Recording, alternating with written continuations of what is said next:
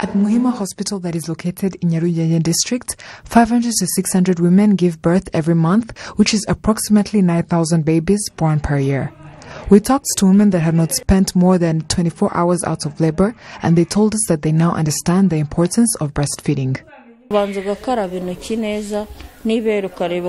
Before breastfeeding, you should first wash your hands properly and make sure your breast is clean as well. When you are breastfeeding, you should never cover your child's nose.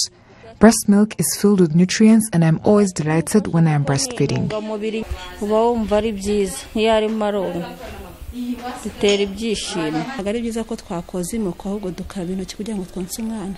It is not good to wash your nipple before breastfeeding.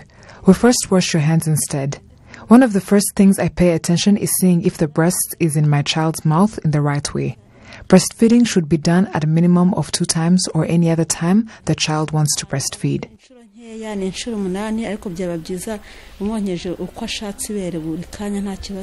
Some of the parents who have spent a few months breastfeeding say that it contributes to the healthy growing of a baby.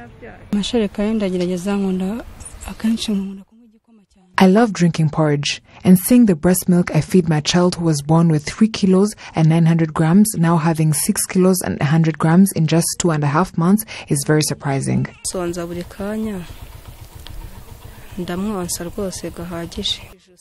Babies get hungry every time.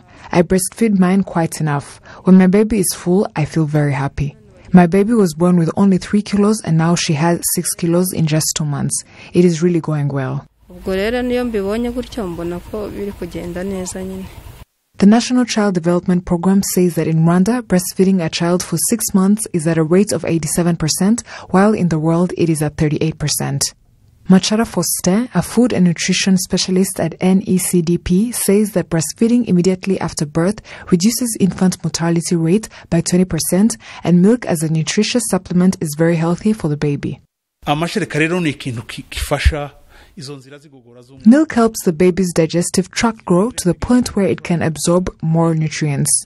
For a child who is less than 6 months old, the water stored in the breast milk is sufficient for the baby and quenches the baby's thirst, so there is no need for the baby to be given more water. There are blood cells in the breast milk that protect the body, which are not found in cow milk or packaged milk. Those cells protect the baby from different sicknesses such as asthma, ear complications, and diarrhea.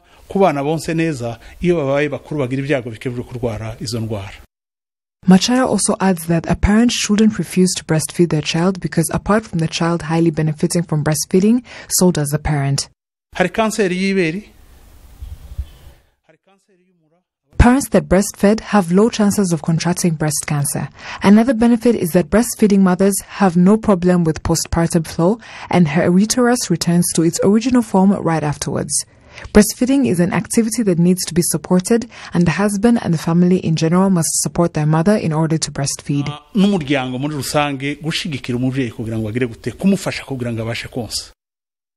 Child health workers say that breastfeeding is an activity that needs to be planned, that the mothers take care of their hygiene before breastfeeding, and that the mother should avoid stress while breastfeeding as it can be a cause to the loss of breast milk.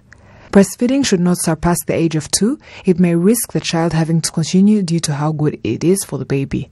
According to the United Nations World Health Organization, the number of breastfeeding children worldwide has increased over the first 6 months of their lives, helping to save the lives of more than 820,000 children per year.